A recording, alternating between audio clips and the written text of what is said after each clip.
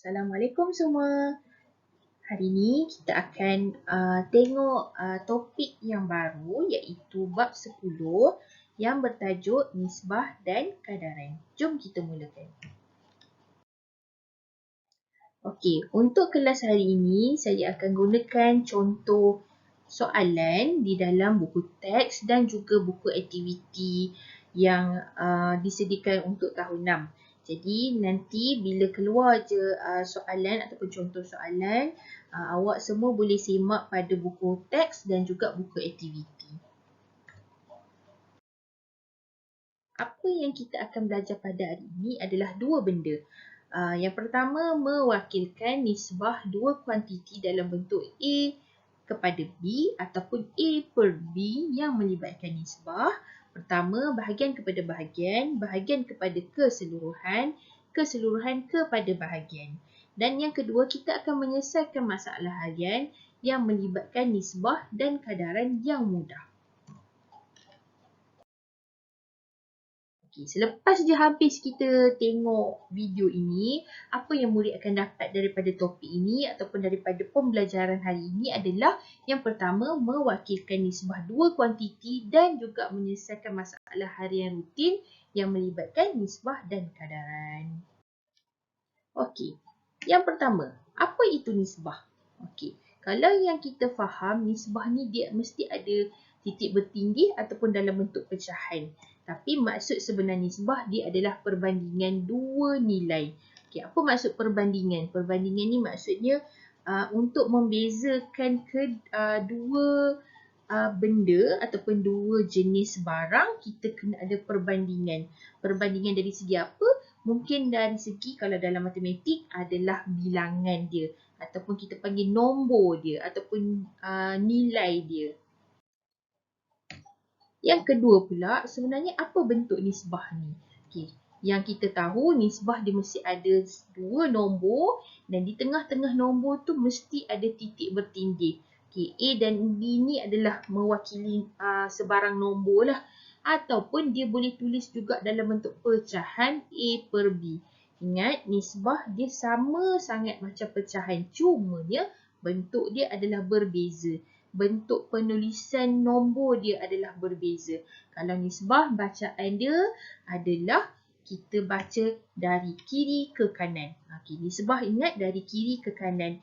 A titik bertindih B ni dibaca dengan cara nisbah A kepada B. Nisbah A kepada B. Kita tak baca daripada belakang. Kita baca daripada kiri ke kanan.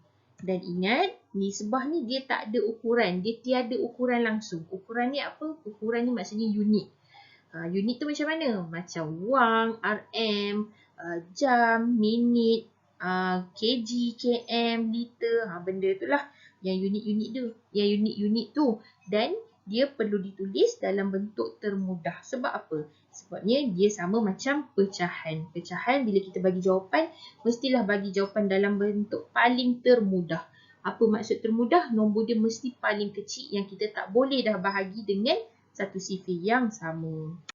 Kita tengok contoh soalan dalam buku teks muka surat 158, latih diri dan soalan nombor 3. Soalan dia berbentuk begini dalam gambar rajah dan disebut rajah menunjukkan koleksi 3 jenis bentuk. Okay, tulis nisbah bilangan. Okay, ada beberapa soalan dekat bawah. Tapi sebelum tu kita kena kaji dulu bentuk ni pasal apa, gambar rajah ni pasal apa. So kat sini ada 3 bentuk, segitiga, bulatan dan juga segi 4.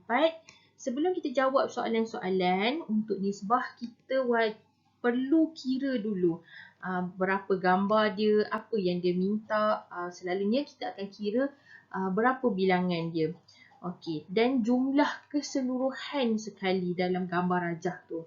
So kita tengok dekat sini dia ada 3 gambar bentuk. Dan kita kena kira jumlah keseluruhan untuk bulatan, segitiga dan segi 4. Kita boleh tengok kat sini kalau untuk bulatan ada 5 sahaja. Untuk segitiga pun ada 5. Segi 4 ada 7. Dan kalau kita gabungkan ataupun kita tambahkan ketiga-tiga bentuk ni, dia jumlah dia adalah 17. Jadi bila kita dah dapat tahu bilangan setiap bentuk dan juga jumlah keseluruhan, boleh kita jawab soalan-soalan yang diberi. Okey, soalan yang pertama, bulatan kepada segitiga. Okey, senangnya ataupun lebih mudah kita tengok benda ni dalam bentuk pecahan dulu. Sebabnya mungkin kita boleh permudahkan. Kita dah biasa permudahkan pecahan. So, bila kita tulis dalam bentuk pecahan, kita akan nampak sama ada kita perlu permudahkan lagi ataupun tidak. So, untuk soalan A ni, bulatan dia 5, segitiga pun 5. Jadi, kalau ikutkan 5/5 ni kita boleh permudahkan lagi. Iaitu kita boleh bahagi dengan sifir yang sama, iaitu sifir 5 dan menjadi jawapannya adalah 1/1. Jadi macam mana kita nak tulis nisbah dia? Kita akan tulis nisbah 1/1. Titik bertindih wajib tulis. Untuk soalan B, soalan dia adalah segi 4 kepada bulatan. Jadi kita tengok jawapan dia 7/5 dan nisbah dia 7/5. Tengok soalan, kalau dia sebut segi 4 dulu, nombor segi 4 dulu yang awak kena tulis. C, bulatan kepada segi 4. Jadi bulatan kita 5, segi 4 kita 7, 5/7 dan nisbah kita tulis 5/7. D pula dia sebut segi 4 kepada semua bentuk. Okey, ni pentingnya kita kira semua bentuk. Jumlah keseluruhan ataupun jumlah semua bentuk dekat situ. Jadi kita tengok 7 dan juga 17. Kita tulis 7/17. Nisbah dia 7/17. Okay, untuk E pula, bulatan kepada jumlah bentuk, dia tukar sahaja ayat dekat sini.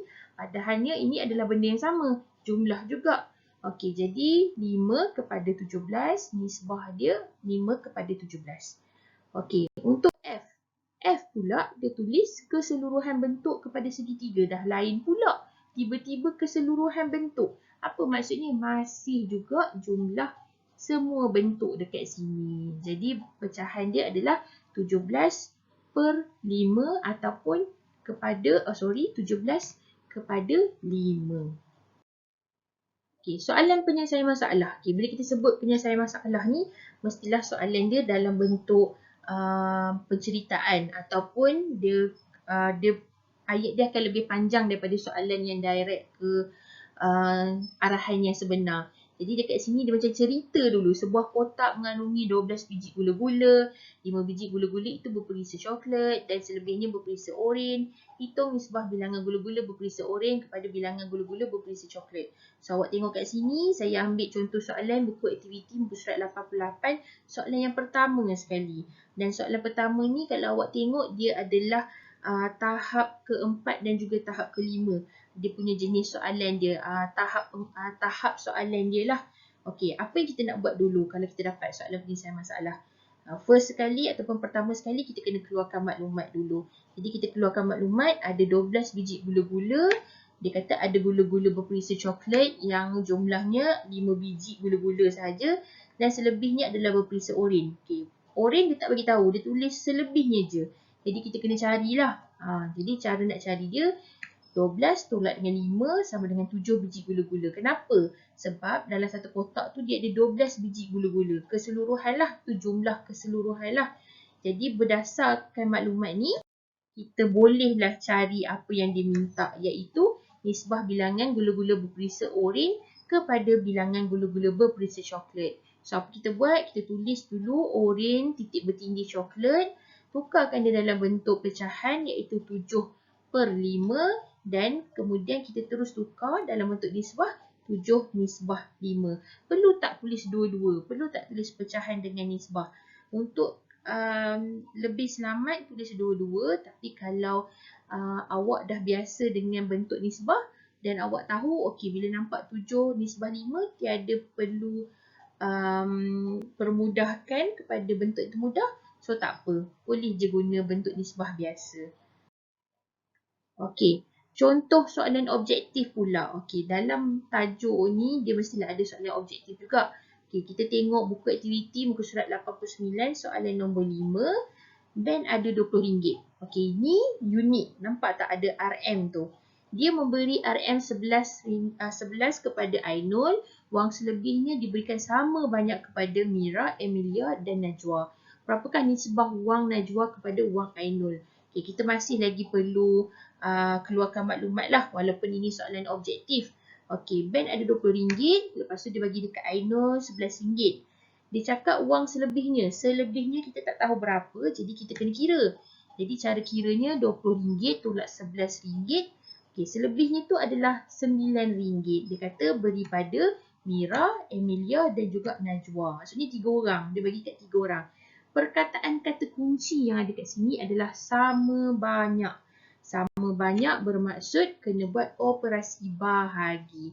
RM9 bahagi 3, maka setiap seorang daripada mereka bertiga ni dapat RM3.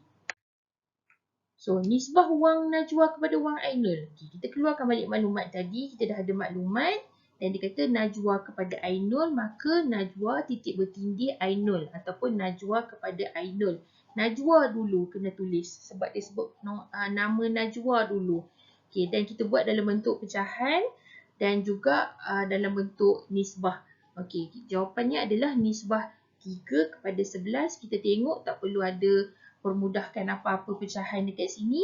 Jadi inilah jawapan akhirnya dan kita tengok memang ada pilihan jawapan iaitu D. Nisbah 3 kepada 11. Okey, itu saja untuk video pembelajaran hari ini. Saya harap awak faham tajuk nisbah dan kandaran ini sebabnya tajuk ini dia agak mudah difahami. Okey, tapi kalau ada masalah atau ada apa-apa bantuan yang awak perlukan, boleh terus message saya untuk pertanyaan. Okey, insya-Allah kita jumpa lagi pada kelas yang akan datang. Terima kasih. Assalamualaikum.